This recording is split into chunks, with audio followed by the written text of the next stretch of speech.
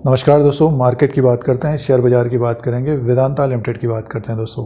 Vedanta limited का जो stock price है 254 में है 13 दिसंबर 2023 को। आगे शेयर प्राइस कैसा रह सकता है पॉइंट के ऊपर बात करते हैं इस वीडियो में दोस्तों।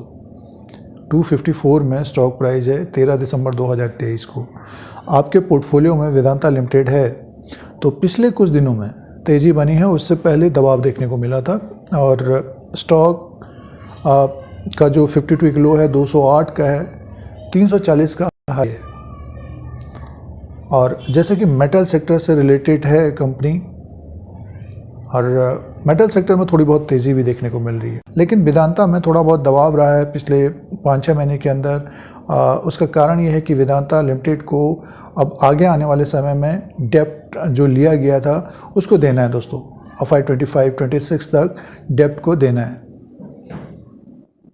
और वेदांता के द्वारा पिछले 1-2 साल के अंदर काफ़ी अच्छा डिविडेंड भी बांटा गया था। तो निवेशकों को डिविडेंड से तो कमाई हुई है, लेकिन शेयर प्राइस में गिरावट देखने को मिली है। बीच में तो काफ़ी खबरें आ गई थी कि वेदांता क्रैश हो सकता है, नीचे की तरफ आया, फिर से स्टॉक ऊपर की तरफ है। इसकी सब्सिडी कंपनी है हिंदुस्तान जिंक। हिंदुस्तान जिंक ने 6 रुपये का डिविडेंड का अनाउंसमेंट किया था, तो 6 रुपये का जो डिविडेंड का अनाउंसमेंट किया है उसका अमाउंट वेदांता लिमिटेड को भी मिलेगा दोस्तों।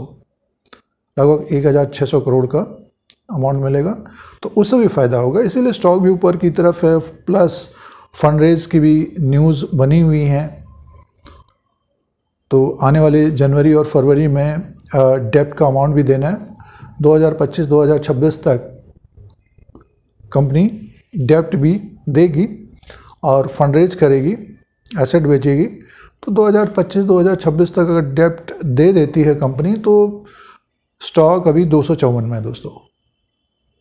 और इसके तिमाही नतीजे भी आएंगे आगे,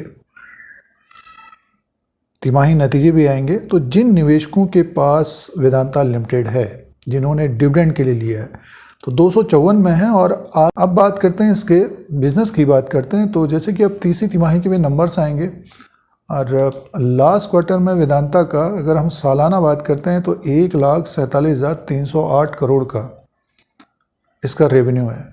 एक बड़ी कंपनी है, लेकिन काफ़ी उतार चढ़ाव होता है दोस्तों, काफ़ी खबरें इसमें बनी रहती हैं।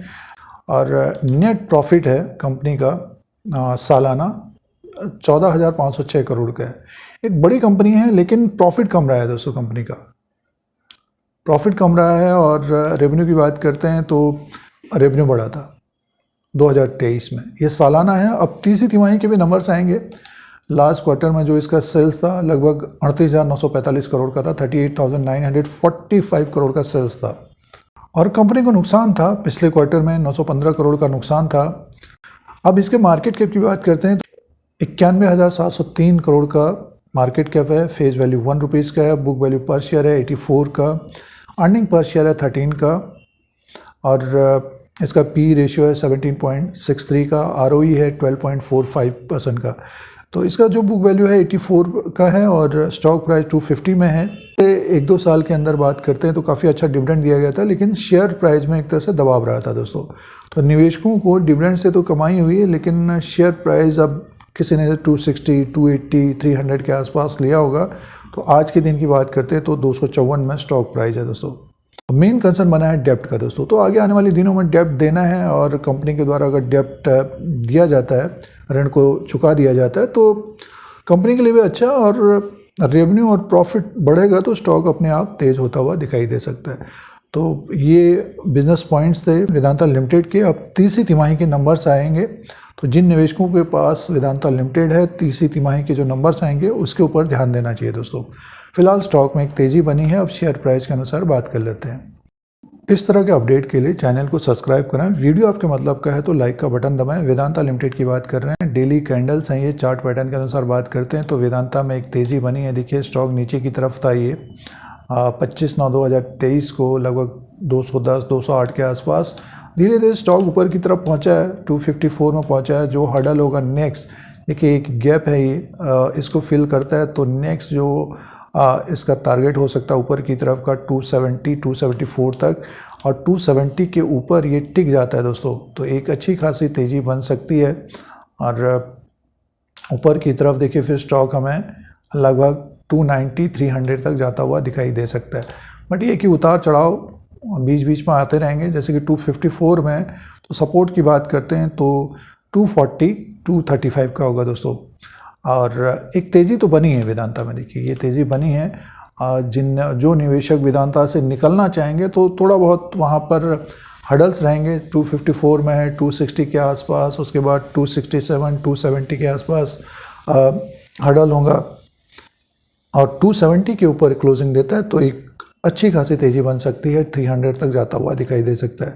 तो जो निवेशक ऊपर की तरफ ट्रैप हुए हैं, फंस गए हैं, तो होल्ड करना चाहिए और थोड़ा बहुत समय लग सकता है।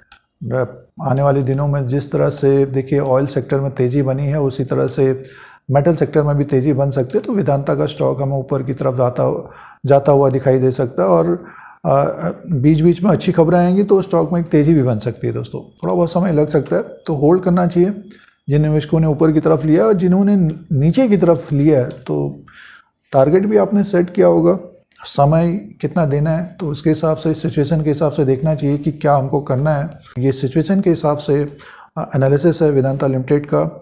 इस तरह के अपडेट के लिए यूट्यूब चैनल को सब्सक्राइब करें, वीडियो को लाइक करें, शेयर करें, कमेंट करें, बेल आइकन को दबाएं। धन्यवाद।